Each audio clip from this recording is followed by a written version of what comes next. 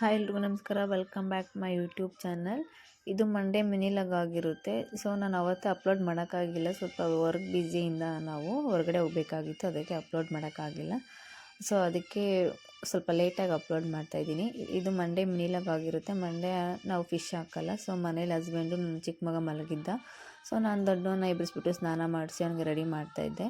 ಅವನಿಗೆ ಲಂಚ್ ಬಾಕ್ಸ್ಗೆ ಪಡ್ಡು ಮತ್ತು ಸೆಟ್ ದೋಸೆ ಬೇಕು ಅಂದ. ಸೊ ಚಟ್ನಿ ಮಾಡಿಕೊಂಡು ಪಡ್ಡು ಸೆಟ್ ದೋಸೆ ಮಾಡಿ ಅವ್ನ ಬಾಕ್ಸ್ ಪ್ಯಾಕ್ ಮಾಡಿದೆ. ಸೊ ಹಾಗೆ ಅವನು ಎದ್ದು ಪೂಜೆ ಮಾಡ್ದೆ. ಅವನನ್ನು ಕಳಿಸ್ಬಿಟ್ಟು ಬಂದು ಮತ್ತೆ ಮಧ್ಯಾಹ್ನ ಊಟಕ್ಕೆ ಮೊಳಕೆ ಕಟ್ಟಿರೋದು ಮಸಾಲೆ ಸಾರು ಮಾಡಬೇಕಾಗಿತ್ತು. ಸೊ ಅದನ್ನು ರೆಡಿ ಮಾಡಿಕೊಂಡು ಎಲ್ಲ ರೆಡಿ ಮಾಡಿಕೊಂಡೆ. ಖಾರೆಲ್ಲ ರುಬ್ಬಿಟ್ಟು ಮಸಾಲೆ ಸಾರು ರೆಡಿ ಮಾಡೋಣ ಅಂತ ರೆಡಿ ಮಾಡ್ಕೊತಾ ಇದ್ದೆ.